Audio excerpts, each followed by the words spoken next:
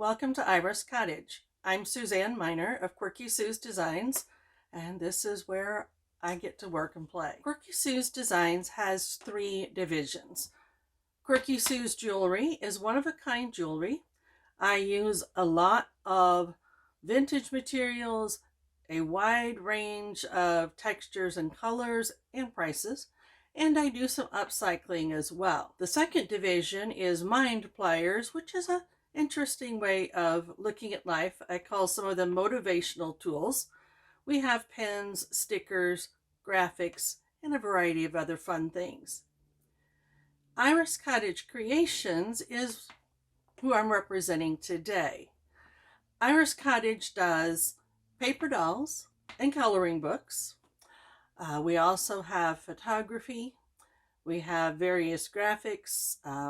I do some things using old textbooks and old pictures. I also do kits, patterns, and projects. So you may have the kit for cord making, or you may just be interested in seeing what I do. So I'll give you a little background on my yarn choices. I've been visiting yarn stores for years, and for many years I'd go in and they'd go, "Oh, so what are you knitting or crocheting?" And I'd say, "I'm not, I'm making jewelry." I now do knit, but cord making is still one of my favorite things. I like a lot of color. I like textures and shine. I like supporting independent companies, small companies of dyeing or spinning. But I look for things that may be unusual, like hemp or a mulberry silk, perhaps bamboo. Linen and nettle have shown up in some of my necklaces. And so when I make a cord, I'm thinking of a variety of different things. I'm thinking of the colors that go in, sometimes taking a multi or a variegated or multicolored fiber makes a really pretty result without a whole lot of work. Other times I might be mixing in something with a little bit of extra sparkle. So some people have said, "Aren't you afraid of making competitors if you give away your secrets?" And they're not secrets. Making cords in a similar fashion to what I'm going to show you has been going on for centuries. This yarn is Tencel, and it's these beautiful colors. It is kind of a chemically extracted natural product, and that is it's made from wood fibers from scraps from the lumber or paper making industries. So I purchased this. It had 630 yards on it. It cost me $30. So I'm not going to buy $30 worth of yarn to make one cord. That's why I don't worry about other people becoming my competitors, because I have a lot invested in it already, and I know it can be an expensive hobby. A lot of fun, but it can be expensive. So when I get my yarn, it usually comes in skeins or just in kind of a loosely wrapped bundle. So I then take that, and using one of my drills, which we'll talk about in just a minute, I then wind it onto these 1/4-inch dowels, and that allows me to store it in these containers. And this is my preferred way of doing it if I'm making cords. If I'm knitting, I probably stick with a traditional ball of yarn. Let me show you some necklaces, and I'll tell you a little bit about the fibers that were used. This necklace uses 2 yarns. The darker blue is a silk that has kind of thin and thick areas in it. It has a really nice texture and a little bit of sheen.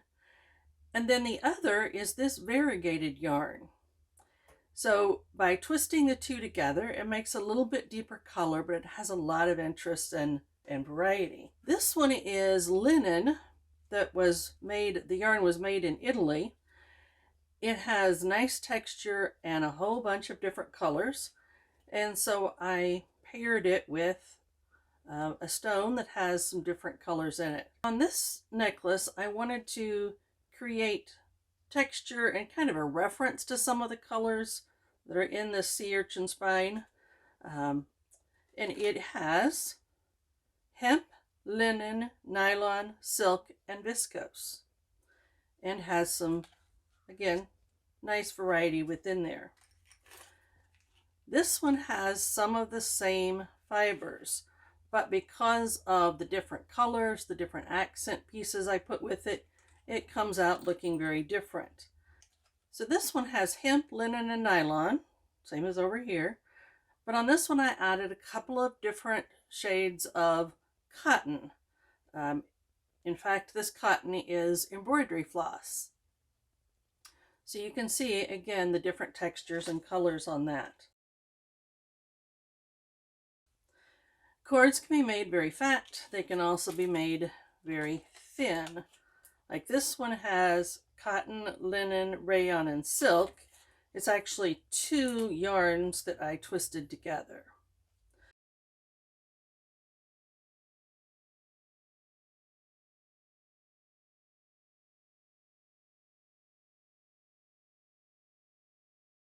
You have to have a way to twist the yarn. You might remember from childhood, as I do, where you might take a dowel or a pencil and you tie your cord to a doorknob and tie your cord to that and then twist and twist and twist and twist and twist until it started kinking up. You can do it that way if you want, but I'm going to use a drill. This is a modern hand cranked drill.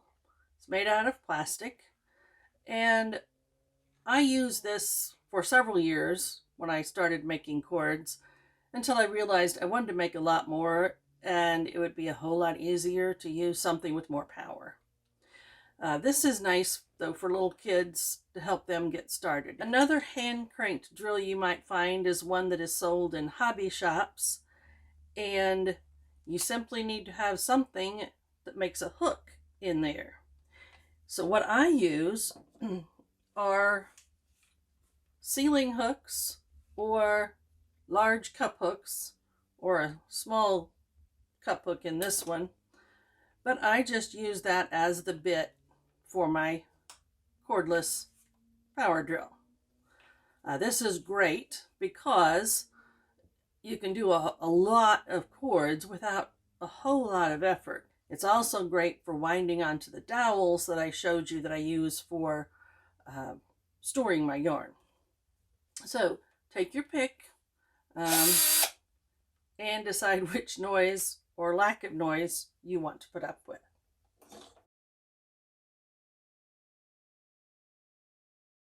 If you chose the Make It Work kit, it has all the essentials that you need except for your drill or whatever you're going to crank with.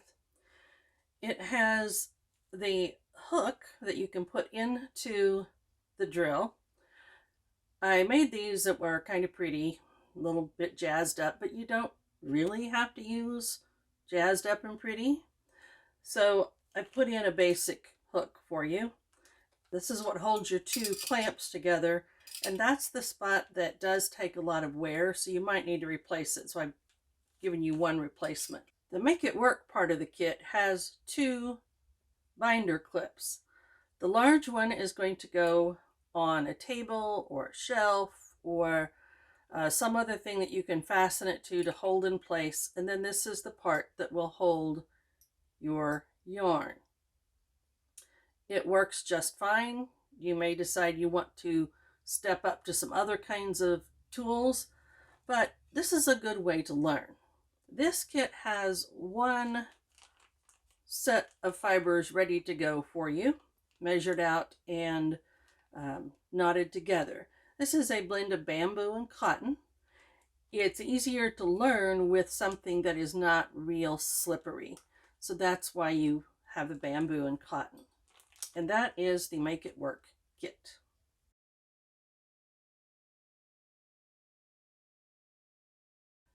Now let's move on to the process of making a cord.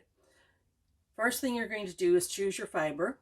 And I have on display back here a bunch of fibers that I have already cut to length, and I will be manufacturing a quantity of cords coming up. So for me, it's easier to go ahead and measure it out, hang it up, and then start working with it. Then you have a bunch of finished cords, and you can also combine your cords with braiding and other fiber techniques. So this has a twisted cord and then two that are braided. If you're like me, you'll want to make a lot of different things. Some of them are going to be what I would call my fancies with a thick cord and really sharp. Others are a little bit more on the rustic side, let's say. Let me show you what you do to get your yarns ready to twist.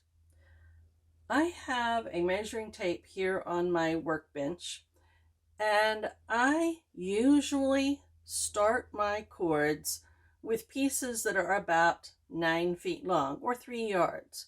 So I measure out my 3 yard, and this is one of the reasons why I like the yarn on dowels like this, is I can kind of roll it along.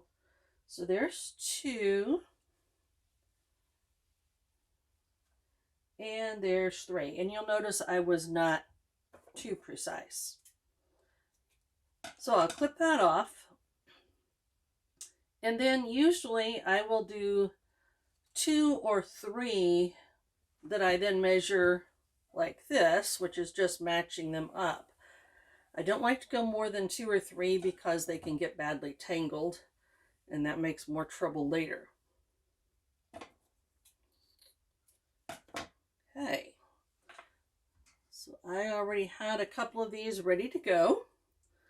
So this one I'm going to make with 4 strands, and you're going to hear me say make a knot several times in this demonstration. And in this case, these are all just simple overhand knots. So make a knot, you twist it, or you wrap it, you tuck it through, hold on to those ends, and then scoot the knot up and make it tight.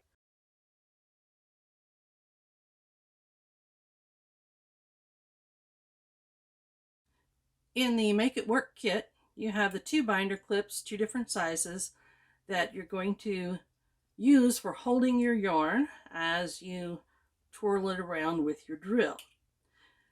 So depending on your workspace, you might clamp this on a shelf, on a table, or in this case, I've put a clamp on my workbench and I've just hooked it to there. Okay. In your kit, you have 1 set of yarn already measured out and knotted together. I always go back when it's a small knot like that. I stacked up a couple of extra knots, so hopefully it won't pull out of the clip as I'm working. And I stick that in, and I don't try to clamp on the knot, but I try to tuck it in so it's in there nice and snugly. Now that we have it firmly in the clamp, we need to walk it back, smoothing out these strands as we go, so that when we get to the other end, we can make them even and knot them together. This step is really important if you're working with a lot of strands or you're working with different textures of strands. They can tend to get tangled up, which is why I had you do bamboo and cotton. For your first one, it's a little bit easier. So we're going to walk this back, smoothing out our strands as we go along, so that when we get down here to the other end, we have them as smoothly together. We'll go ahead and tie a knot, and then trim off the pieces so these little tails are close to even. You don't want that spinning around as you work.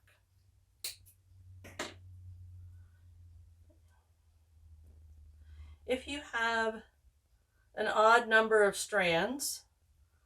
You just divide up your yarn so that you're, as equal as you can on either side of the hook. If you have a lot of different textures of yarn, you'll want to kind of distribute those so that you have a mix on each side of your drill of thin ones and thick ones. You don't want to have all the thin ones on one side or all the thick ones on the other side. So we have it on our hook. We're going to make sure our hook is going forward. Step back until your yarn is pulled taut but not stretched. And when you're watching this, if you look at the clamp on that end, it's going to bounce around some. And that's going to be one of my clues for when this is finished. The clue is that as this tightens up, it's going to pull the drill towards the clamp. Don't fight that, because if you do, you may just pull all the pieces loose. So it takes practice, and if you're using the drill rather than one of the hand crank drills, it takes a little bit of practice to not just go crazy. Alrighty, here we go.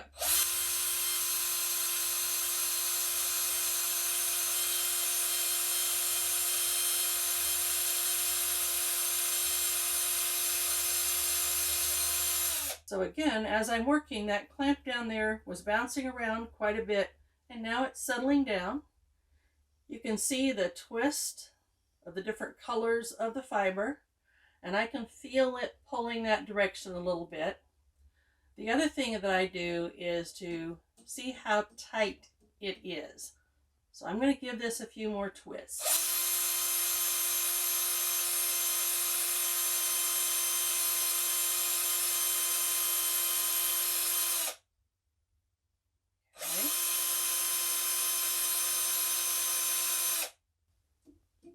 Okay, I think that's good. So now comes one of the limitations of doing this, and that is the length of my cord is limited by how long my arms are. So I need to keep this stretched and not let it collapse until I get this down to there. So again, I'm going to make sure that my hook, the opening of my hook is at the top so it doesn't slide off. I take my left hand and I hold this while I walk back. Okay? So I get down here and I hook this into my clamp, and then I'm going to let this drop. And as I let it drop, it's going to twist together.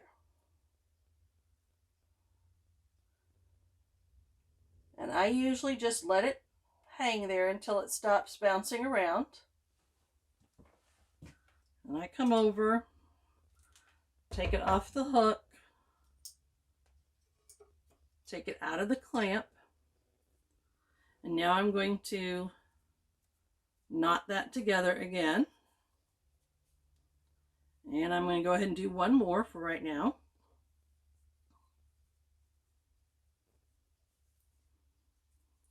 Okay.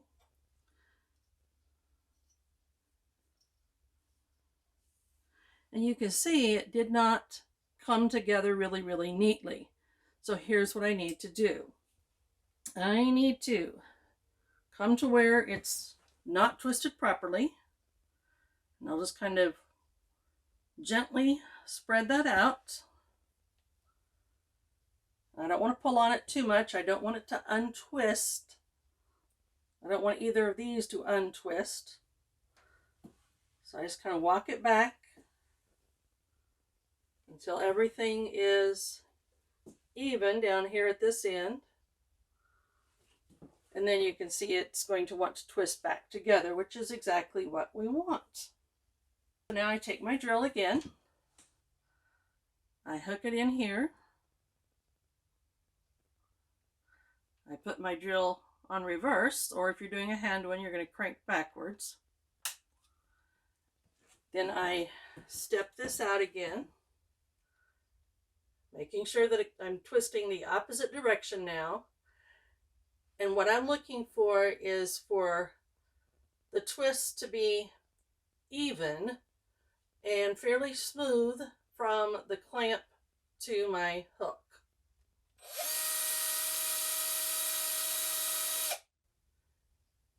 Sometimes that only takes a few twists. Look down, see if you like it or if you want to give it a few more. And this time,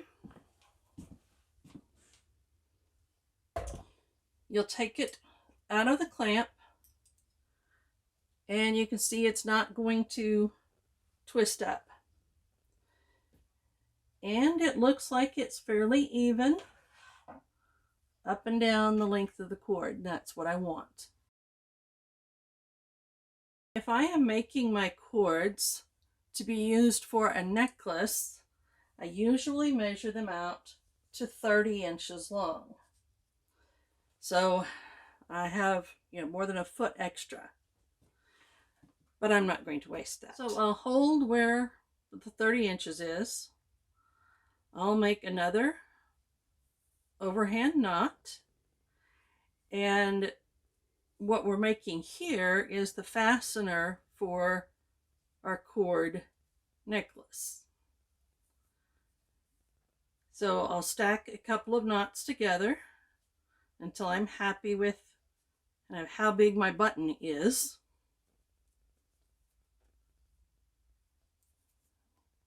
I'll pull that tight, okay.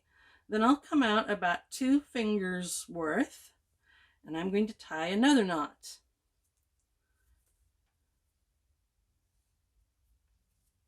And then cut off that excess cord. And you can leave your tails here as long as you like. Some people don't want them long at all because they feel like it tickles too much. But just trim that off. And then this piece of cord can be used for a project like a bracelet like I'm wearing here. You could use it to make a bookmark or a keychain or something else, but don't throw it away. It shouldn't go to waste. To fasten your cord necklace, you'll come to this end, untwist a little bit to make a hole to tuck that knot through, and then just twist a couple of times on your opening, and that should hold nice and snug. If you want to shorten the necklace as you're wearing it, you can just pull through like this and leave it hanging, or you can make another knot button, and actually shorten your cord. But you've now made one lovely cord to use for a variety of projects. Have fun with it. Enjoy.